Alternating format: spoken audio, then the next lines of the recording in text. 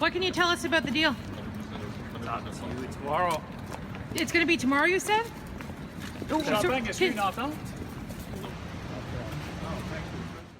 You're watching The National, and we have breaking news on NAFTA. These are cabinet ministers arriving just moments ago for an emergency cabinet meeting.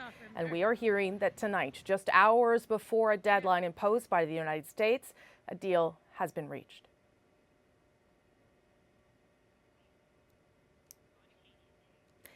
Katie Simpson is standing outside the Prime Minister's office with us now. And after months of tough talks, Katie's more than 13, in fact, the two sides now saying they've hammered things out. What can you tell us about how they got the deal done? Rosie, I just got off a phone with a senior source who said to me just very quickly, deal is done. It is a done deal. So a senior source with direct knowledge of the situation can confirm that Canada has reached some sort of agreement on NAFTA with the United States, and now we wait to find out exactly what Canada has agreed to. A little bit later tonight, we're expecting the Mexican Senate to get a copy of the text of an agreement, so we might get some insight into exactly what is going on in terms of exactly what Canada did agree to. But this comes after a weekend of very tense negotiations. This entire 13-month process could be described as a very intense, very stressful ordeal. But it looks like whatever was put on the table in this final stretch to get to a deal before October 1st, it looks like all sides have been able to reach some sort of compromise here. The U.S. and Mexico had been pressuring Canada to agree to a NAFTA on their terms by this day because they want to start the process to have the leaders of all three countries sign off on a new renegotiated NAFTA before December 1st.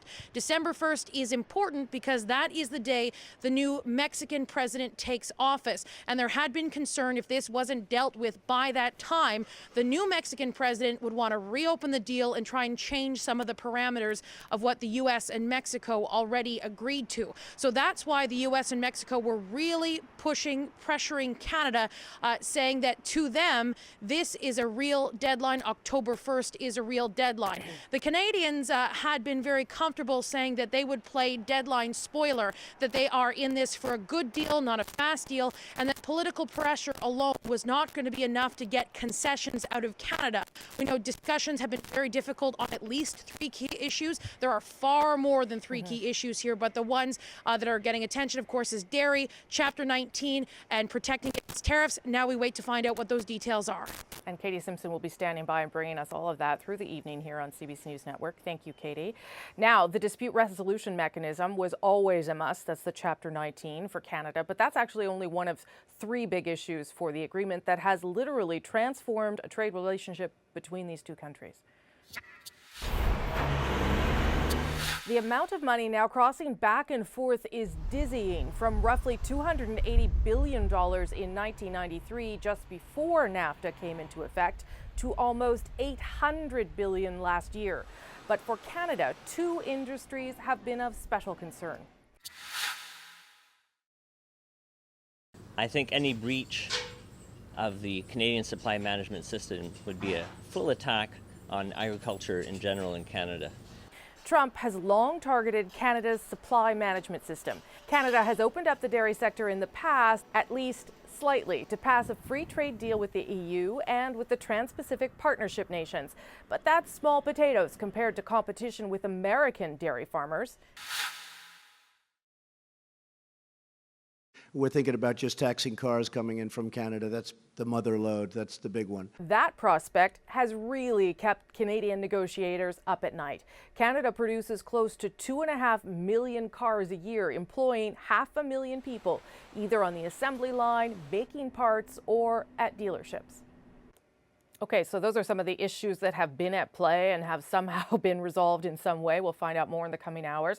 But what does or could this mean for the Trudeau government? For some insight into how this will play out politically, here's our national affairs editor, Chris Hall.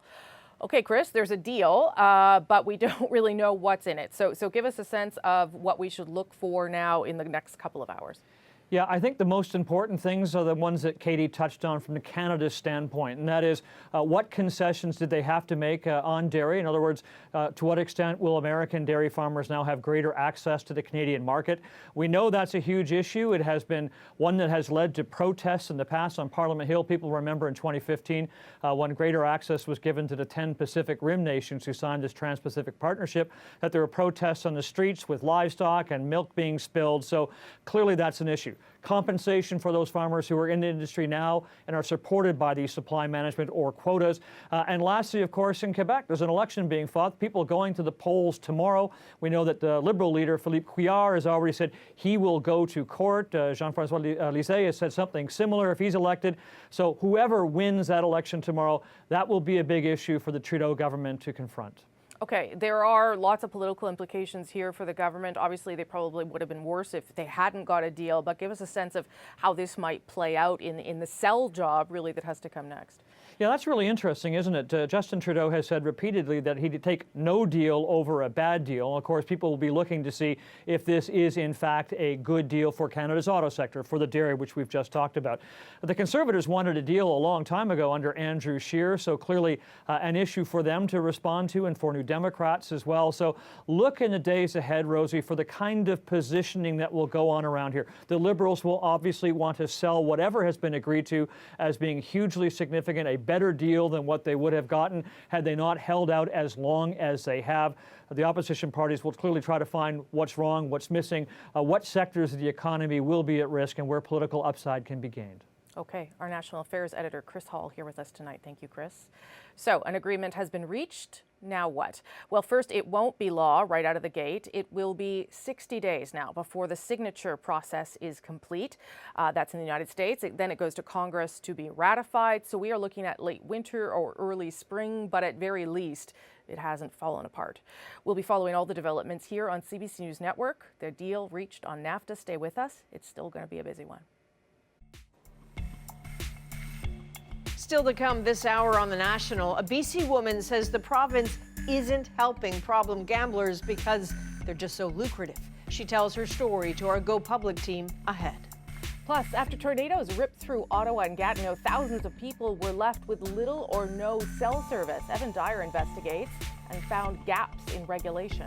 But first, Indonesia in the grip of a deadly disaster with many lives still at risk 2 days after an earthquake and tsunami. So tonight, parts of Indonesia look more like a landfill site strewn with wreckage and garbage than a place where people lived and worked. The sheer destruction is horrifying on its own. The death toll, though, is surging. The estimates went from dozens dead on Friday night to more than 800 confirmed today. Take a look at what happened here.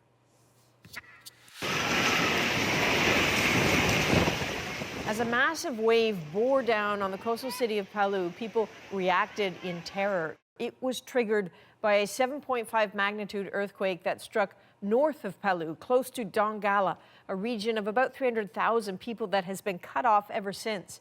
For now, most confirmed casualties are in Palu.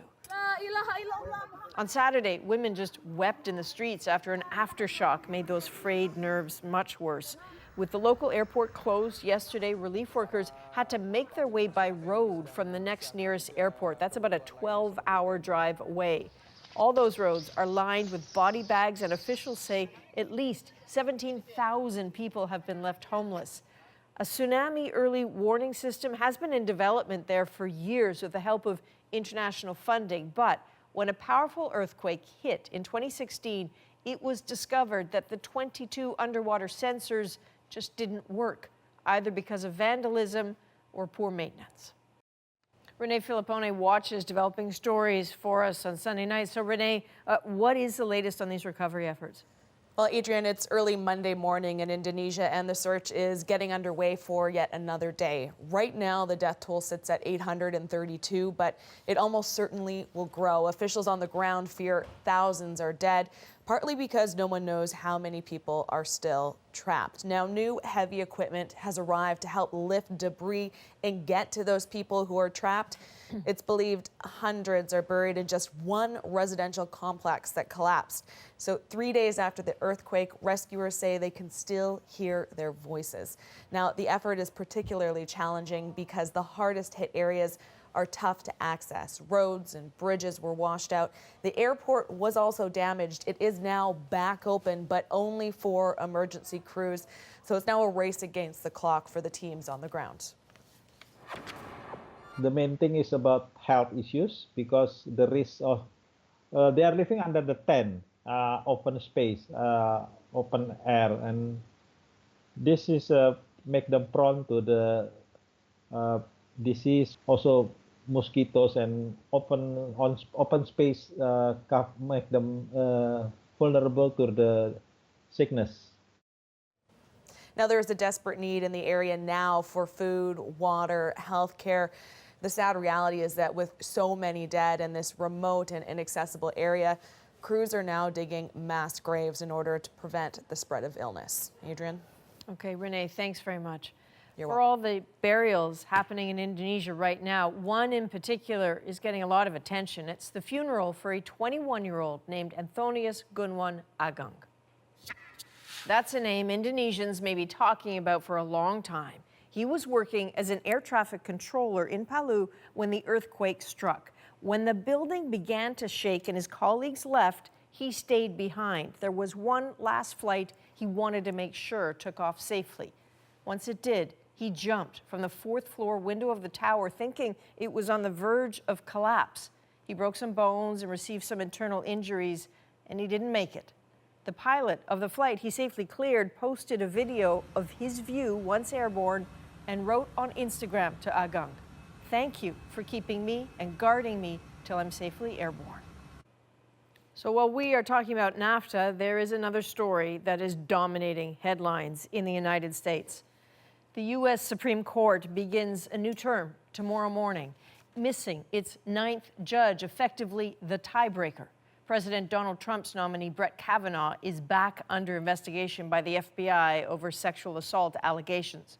And as Paul Hunter tells us, questions and concerns hover over that investigation. Judge Kavanaugh, are you ready to begin? Oh, hell yeah. It was indeed the stuff of instant mockery. Last night's Saturday Night Live with Matt Damon's parody of a performance that has baffled so many Americans. Would you agree to an FBI investigation? You want a real investigation? Then just look at my calendar. I'm innocent of this charge. Then you're prepared for an FBI investigation? They don't reach conclusions. The real-life Brett Kavanaugh, who seemed to evade that question last week, now faces an FBI investigation regardless. Digging into his school days and some of those allegations of sexual assault, prompted by last week's testimony by Christine Blasey Ford.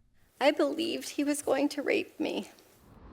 But today, the question has quickly become, how far will the FBI be allowed to go, with reports this weekend suggesting it's been told to limit where it looks, worrying Democrats. I'm very concerned about this because the White House should not be allowed to micromanage an FBI investigation. I would expect it's going to turn out very well. From the White House, mixed signals. Donald Trump saying the FBI can interview whomever it wants. It will be limited in scope. But Trump counselor Kellyanne Conway today emphasized the FBI's restrictions. It's not meant to be a fishing expedition. But Conway then had another unexpected comment about her own life experience. I feel very empathetic, frankly, for victims of sexual assault and sexual harassment and rape. That I'm a victim of sexual assault. She gave no other details, but while making no specific reference to the Kavanaugh hearing, she emphasized victims of assault should be heard, but in a courtroom, not on Capitol Hill. We do treat people differently who are either the victims or the perpetrators of this based on their politics now and based on their gender. That is a huge mistake. America, it's a huge mistake. Meanwhile, the FBI is moving quickly, reportedly today interviewing Deborah Ramirez, the second woman accusing Kavanaugh of sexual misconduct. She's said to have answered their questions and provided the names of witnesses. Paul Hunter, CBC News, Washington. Now, a new Reuters Ipsos online poll suggests that the divide among Americans over the sexual assault allegations is really deep. 42% of adults polled say they believe Ford's allegations against Kavanaugh. 31% say they don't believe them. 27% say they just don't know what to believe.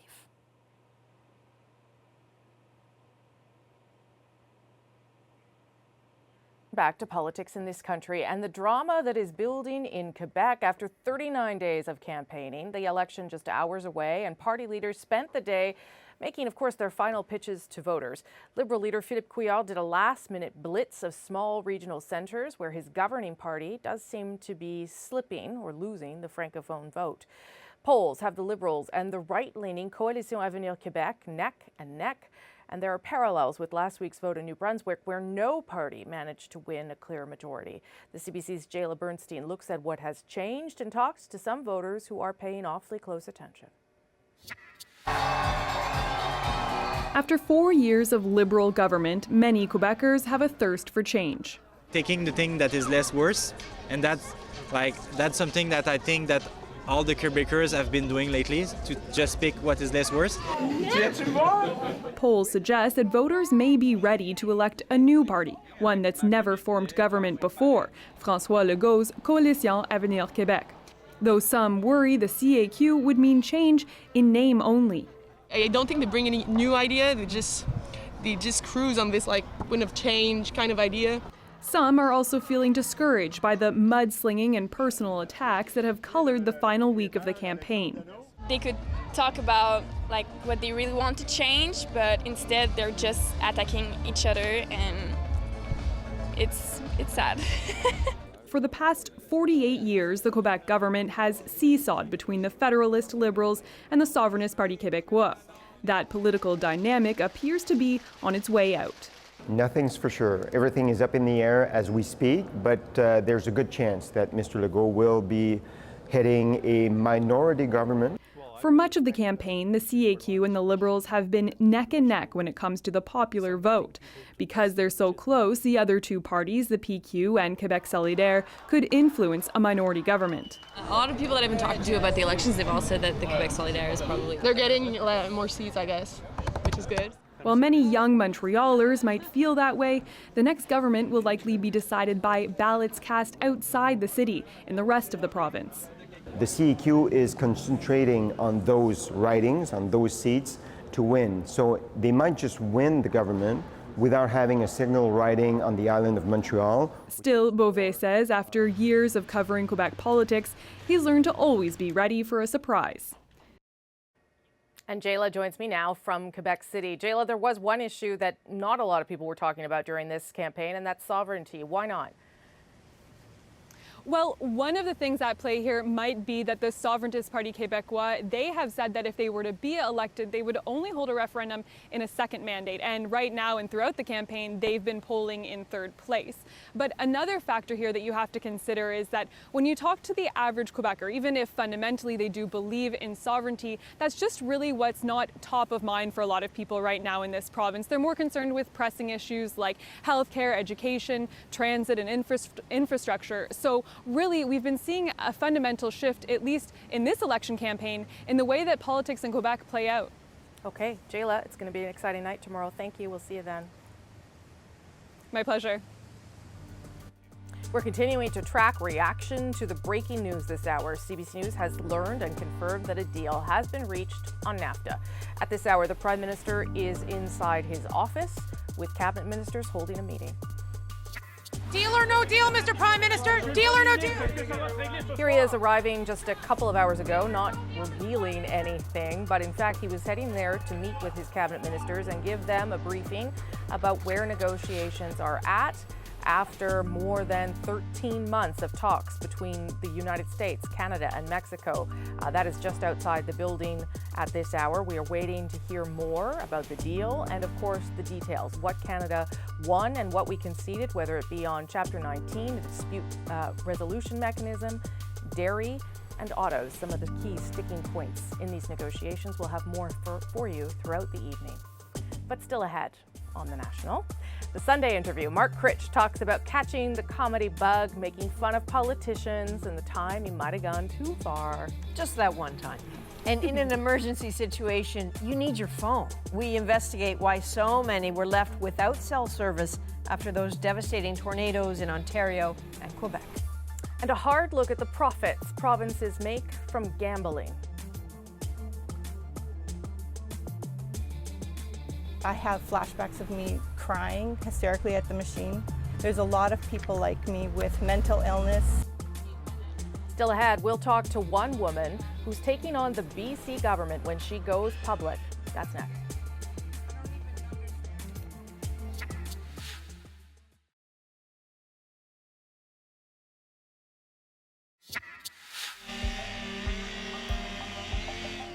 That cleanup is well underway after last week's tornado in the Ottawa-Gatineau region, but so much has been ruined, so many problems laid bare. That includes a situation officials realized in the early aftermath of the storm, the inability to communicate both with their staff and the public. Evan Dyer explains why that happened and what it could mean. The tornadoes tore a swath of destruction through the nation's capital, wrecking homes and uprooting trees. When it was over, the city's cell towers were still standing. But as the hours ticked by, people began to notice a strange phenomenon, including the city's manager. My cell phone on Friday night was not working. I couldn't get a signal. I had to leave my house and drive into town till I found a couple bars so I could communicate with our emergency operations center. I was sitting in my car in my pajamas. And truth, I swear to God. The tornadoes brought massive power cuts, and as the power cuts dragged on, cell towers around the city saw their signals weaken and then wink out. It's not a surprise because our cell phones connect to the cellular towers, and cellular towers, they are powered by the grid, power grid. So if there's an outage of the power grid, then there will definitely be some problem with the cellular communications. So most of the time, they have backup batteries. But those backup batteries will only last for a short time. The problem's made worse by the fact that after a natural disaster, cell phone use typically goes up as people call 911 and check on friends and family, and that draws down the batteries even faster. They have thought about this, definitely. This is a big problem in the industry, and that's why they have backup batteries, and that's why they also sometimes have even diesel engines there. But again, if you have this kind of extreme weather, say tornado, then you would have big trouble. Before the switch to wireless, the system wasn't this vulnerable. The previous phone system, copper one, the phone companies tended to be able to keep them running 2-3 days without running out of generator power. So that's sort of a baseline standard I think we should try to get back to. The network, I guess I'll call it resilience, hasn't been regulated for some time. So the last quality of service, if you'll call it, regulations were retired in 2008 and 2009 in the name of, the open market and this sort of thing would look after itself. But the trouble is the free market doesn't tend to spend money on emergency preparedness. With climate change bringing ever stronger storms and cell phone networks requiring ever more electricity, many experts say it's time to think about getting more backup power to keep the networks people depend on up and running. Evan Dyer, CBC News, Ottawa. Still ahead on The National, this guy's a real son of a Critch. You were worried there, weren't you? In our Sunday interview, Mark Critch talks to me about his isolated childhood, getting his first big laugh, and making it big with proud, chatty parents. Like these media people, oh, I hear you're going to be, the new Rick Mercer and all this stuff. I'm like, what? Who told you this? And then somebody said, your dad has been calling around media and telling them, I got a scoop for you, Bob. The Sunday interview is next on The National.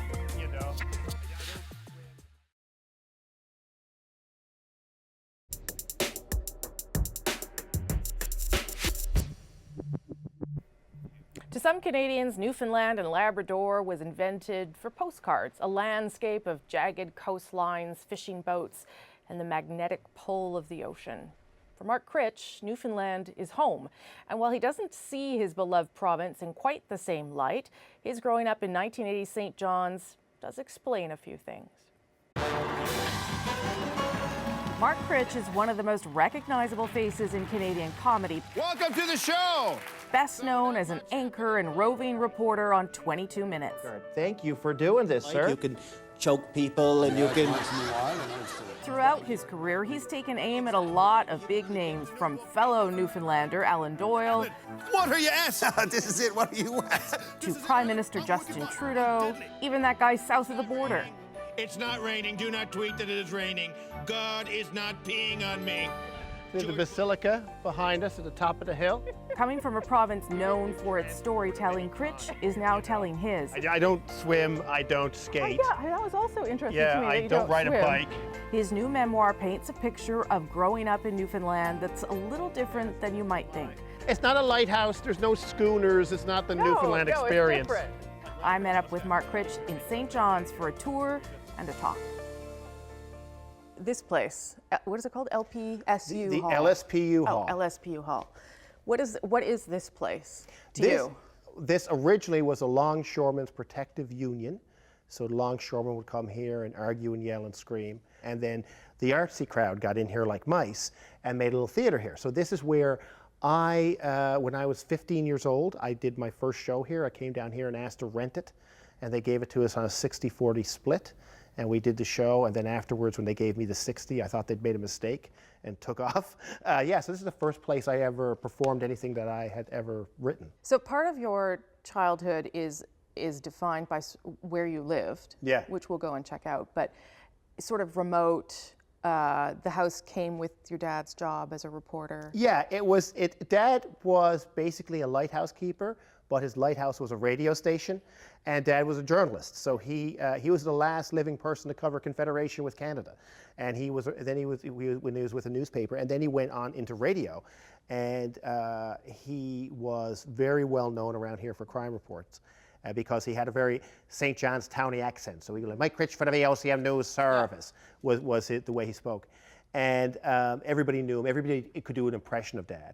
But we lived right next door to the station, which was on basically the Trans-Canada Highway, because it was they needed a high point for the transmitter.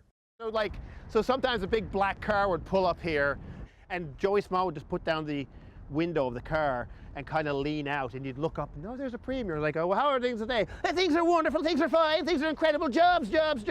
And then the car would just peel away. Like, he wouldn't even get out of the car, so that was very exciting for me. Your mom, too, though, was a storyteller and a gossip, it sounded like. She knew what was happening everywhere. Mom was perpetually talking, like constantly. One of the best stories is, and I didn't know that you were asthmatic. Epileptic. So one of the best stories is when the Pope comes to town. Yes. And she gets it in her head that he can cure you. Yeah, well, not necessarily a curing, but if your son has what the biblical writers would say, demons, and the pontiff happens to be in town, if he does a drive-by quick wave, there's a good chance, right? Stepping onto Newfoundland soil for the first time Pope had never been here before, and so they brought me downtown. And we were out, it was a horrible storm, and we had to wait for the Pope to kind of go by in the Pope-mobile. That was it. And it was like, you feel better? And I'm like, I guess. And and then we were trying to get out of there. The traffic was so bad, so she kept driving, and then the Canadian Army tried to say, you can't come down here. And Mom looked back, just pretend you're having an asthma attack. She said, I've got to get my son to the hospital. If he dies, it's your fault. And they're like, well, wave her through. And we have like a motorcade and a police, and I'm like fake wheezing the whole time in the back, starting to actually wheeze, it was that kind of a thing. So, So I understood your mom when you told that story. Yeah. So she's like, no, screw this. We're going through, that kind of thing. And then that was very helpful to me, that kind of thing, because later on, like people say, no, the Prime Minister won't do an interview, or no, you can't go in there because so-and-so's in there. They're like, I fake an asthma attack, go through. There's always a way, right? There's always a way. Yeah. I wondered, being in that house, sort of isolated, I wonder whether that helped you become the person you are in some way, with your imagination or with your... Yeah, I guess there's only two ways to go, I would guess, would be like some form of entertainer or serial killer. I think there's two, kind of career paths at that point. Right here was where I did everything. So like my bedroom was right here. The TV was right here. So I would sit here and just watch Wayne and Schuster for hours. It wasn't a very big house. No, it was about the same size as the house across the street. Okay. It was just, a tiny house by today's standards, know. You were very much left to your own devices, and you had to come up with something. So yeah, the stories and characters and little plays with action figures or what have you, and that was your whole world was kind of in your head, Which became sort of the challenge then when you got sent off to school, much to your horror. Yeah. It's because you thought they were joking. Well, I thought this was not something that happens to a gentleman. I have a fine life here. Yes, I knew my brother, got on a school bus, but he was much older and and not as outgoing as I was. Yeah. Surely to God. But yeah, no, I had no idea, and there wasn't a big thing about it either. Because I remember, I grew up to know the kids around, and then all of a sudden, Mom's like, "Oh, we're gonna go get a book bag." And I'm like, "Oh, a book bag? Oh, I wonder what that's for." Like puts dinkies in it, I suppose. And then the bus comes. Well, there you go. I'm Bye. Like, should we have not spoken about this more? And I get on the bus, and I'd never seen that many kids. There was 30 kids on the bus or something, and I'm like, what the hell do I do now? And then I get to the parking lot. And then there's other buses. And I'm like, surely to God, they don't have children. They do. And then there were more kids inside the building. I thought, when does this stop? When does this stop? Is this the end? So yeah. So I had no idea how to interact with more than one child at a time or something. And you started to, I think it's the first time you got a laugh when you had to do this introduction of a play. Yeah, my first laugh was I was playing The Color Yellow in the big show at the school concert. And Archbishop was there and everything. It was a very big deal. And I was saying Archbishop, Bishop, fathers, brothers, sisters, parents, friends, and pupils. But I'd never seen that word, so I'd say pupils, and they'd laugh. And I was like, pupils? And they laugh. Poo pills. So I'm like, I don't know what's going on. Well, I'm getting this laugh. I remember doing that, and a nun just coming and grabbed me and hollering me off. And I'm seeing the bishop kind of, and I'm like, he gets it. He gets it. He loves me. What are you doing? Put me back. So that was the first, kind of I see. Yeah, and then it became plays and the comedy troupe. Comedy stuff and all that stuff, yeah. So what did they make of it then when they would see you? Teasing the prime minister, running after ministers, because that's different than being on a stage, which is impressive in itself. But to make a job out of mocking people in positions of authority, I mean, it's pretty. Well, I remember when I was about to get the job, when Mercer left, and then they brought up myself and Majumder to Toronto for auditions, but then they got Colin Mockery to do it. So there was all this talk of us maybe doing it. And then back home locally, that got around. And then I was like, how did that get around? Because I didn't tell anybody. And then afterwards, when they said they want to have you be a writer and stuff, tonight these media people were like, oh, I hear you're going to be, the new Rick Mercer and all this stuff. I'm like, what? Who told you this? And then somebody said, your dad has been calling around media and telling them, I got a scoop for you, Bob. You might want to know the kid. I got the contract here. He was very proud, of that kind of thing. But then sometimes, you'd say something or something would happen. He'd be like, oh, did you have to do that? Did you have to go that far? And was there something that you can remember where he thought you did a disservice to? When Carolyn Parrish got kind of pushed out of government because I got her to step on a George Bush doll during the war. Hi, I'm Mark Critch. This week on 22 Minutes, we'll be talking to outspoken MP Carolyn Parrish about this guy, George W. Bush. Carolyn? He was like, oh, you've ruined this woman's life. I was like, well, she stepped on it. She decided. I didn't, And he's like, because that was a big thing, because at the time, I got off, I remember getting off the plane from there, and the TV being on back in at work, and people are like, "What'd you do?" I said, "What?" Turn on, and Don Newman was there, like, and she steps at the 20-second mark. She steps on the head of George Bush. And what is this? What do you think this means, panel? They have a panel? And I was like, "Oh no!" So like that guy was like, "Oh geez." Yeah. You know, you see the ramifications, something you could do. But for that, he thought that was a bit much. But he still, that was on the front page of the paper, the Globe and Mail. I think the next day was a picture of her. And did you think it was too much? No, but I called her afterwards, right, and apologized to her. I said, like, "Geez, I'm so sorry this happened. And we had a nice talk." And she goes, "You know what? Screw it. It's all fine and everything." And she was very nice about it. What is it? I asked Mercer this question when he was wrapping up the show, and it's still something I'm not sure I get, no matter how many books I read or people I meet. And what is it about this place that creates people like you, like Mercer, like Alan Doyle, like all these people with these amazing storytelling abilities and comedic talents, and there's something here. Would you agree that makes people different? I think it's the same thing that kind of got me going, living in this weird little house next to a radio station. There's something about that isolation. There's something in Newfoundlanders and Labradorians that coming together in that small place, you depend on each other. It's a community. You know the people around you. You know what's wrong. If something happens, you fix it, that kind of a thing. But the storytelling thing is, it's like, because of the isolation over the years and these small communities, you had to entertain each other as well. So if you didn't play an accordion or sing a song or step dance or something, you had to do something, and the only thing left to do was talk, right?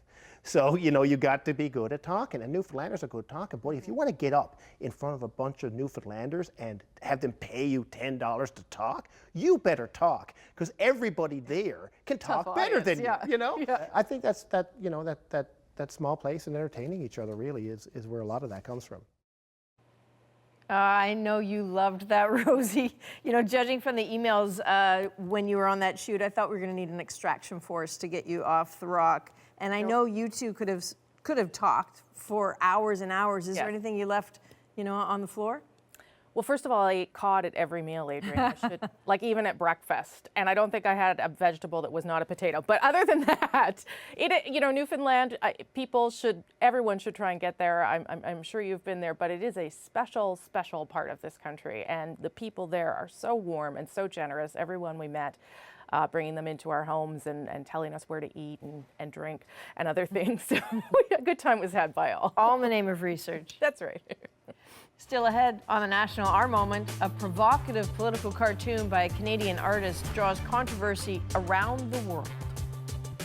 Published in Halifax's Chronicle Herald, it's being shared on both sides of the border and it's sparking some mixed reaction. But the artist says it's meant to provoke. Puts you very, very, very much in the middle of it, and that's kind of shocking. But you know, it really was what she described the day before, and so I think it forced people to almost feel what she felt.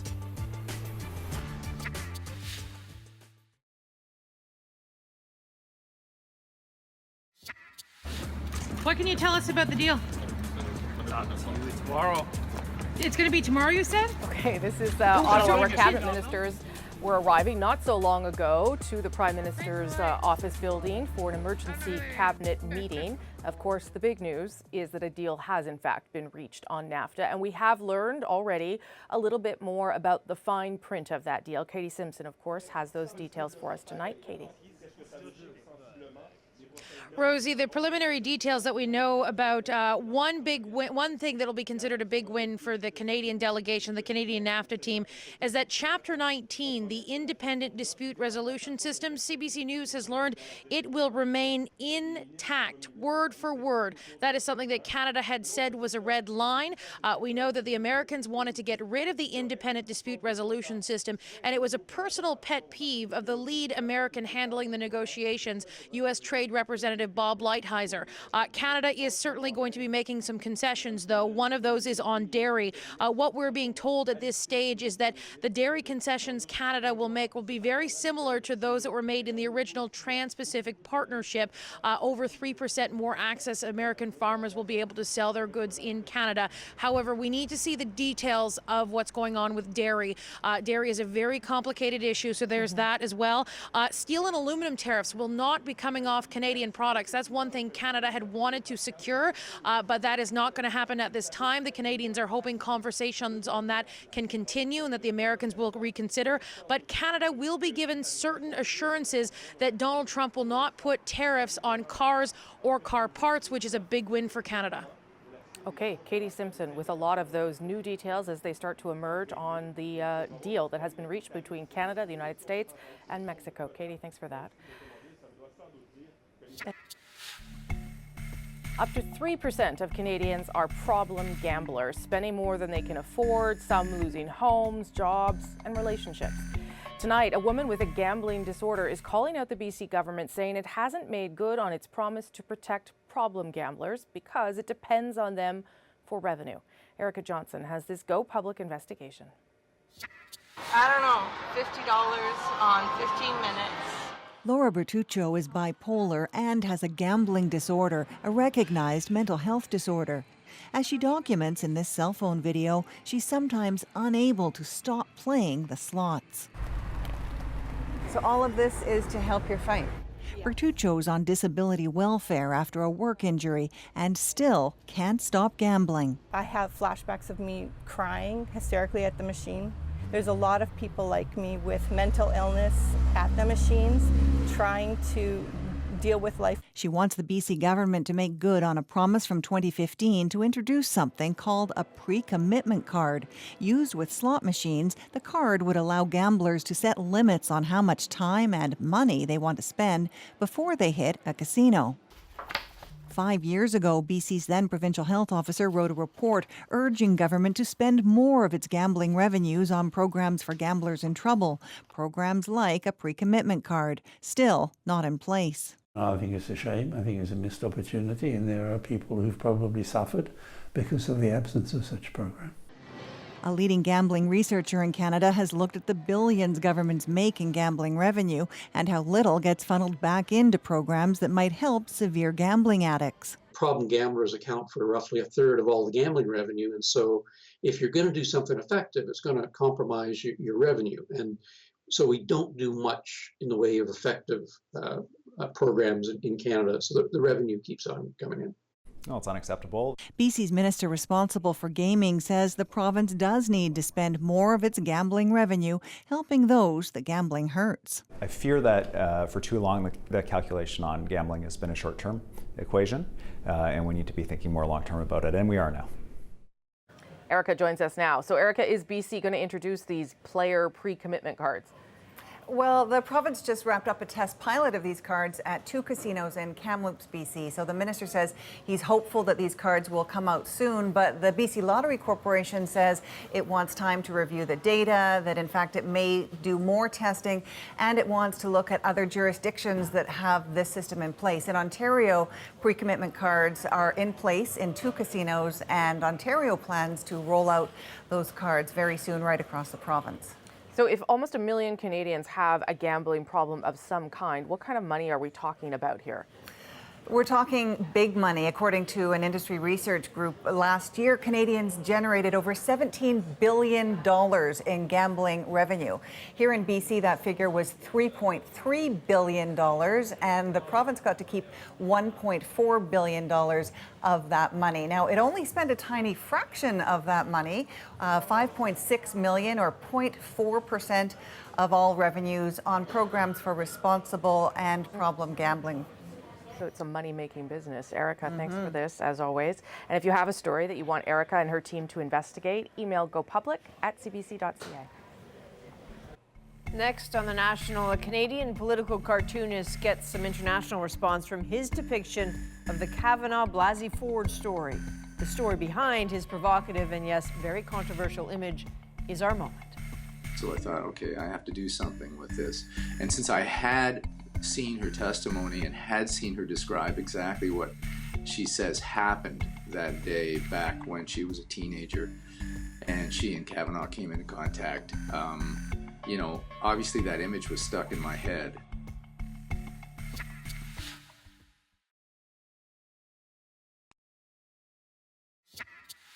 I tried to yell for help. When I did, Brett put his hand over my mouth to stop me from yelling. This is what terrified me the most and has had the most lasting impact on my life. And the consequences have been so far-reaching. 3 days after Christine Blasey Ford told the world what had happened to her, a dam of rage and reaction continues to overflow. So yesterday, the Halifax Chronicle-Herald published this image from editorial cartoonist Bruce McKinnon. It shows Lady Justice pinned down, her mouth covered by Republican hands. Social media went into overdrive. Bruce McKinnon draws political cartoons with razor blades, said one tweet. The cartoonist also sparked some anger. This lazy, violent image makes me recoil. Male cartoonists profiting off this nightmare from positions of safety hurts. Actress and activist Alyssa Milano sent the cartoon to Trump, writing, "You've made a misogynistic, hurtful joke of our Supreme Court," she tweeted. "Women don't forget, and we vote." So like many this week, cartoonist Bruce McKinnon was just gripped by the testimony of Christine Blasey Ford. His reaction to last week's testimony, the whole hearing, and what drove him to draw something so forceful and controversial, well, that's our moment of the day. I actually watched the testimony on Thursday, and I was trying to do a cartoon in a case like this where justice is the central theme. Lady Justice, that figure, that statue that represents, you know, blind justice, is obviously a very strong icon. It was one that drew itself sort of very naturally. It just kind of poured out on the page. And the way the concept came to me in my mind was that exact overhead view where you're actually you're looking down at this person who's being assaulted. You're actually in the position of the person who's doing the assault. I think it forced people to almost feel what she felt. I've done my part. I've put my opinion out there. How people, you know, disseminate it, how people hash it out is up to them. Yeah, and oh boy, Rosie, are they ever hashing it out. It's interesting. He also told the Washington Post that he thought what was happening is that the Republican members were smothering justice, and so he had to deal with that as a symbol. But he also said he knows he's going to be spending the next 4 days dealing with the emails, not all of them kind. Some people quite horrified by that. Michael DeAdder also did a cartoon sort of similar to this, which we'll show you. And again, both of these gentlemen often say that they do these and they don't know what the reaction will be, and they don't expect sometimes the amount of reaction they've got, which is certainly the case with those two. You bet. That's the National for September 30th. Good night. Good night.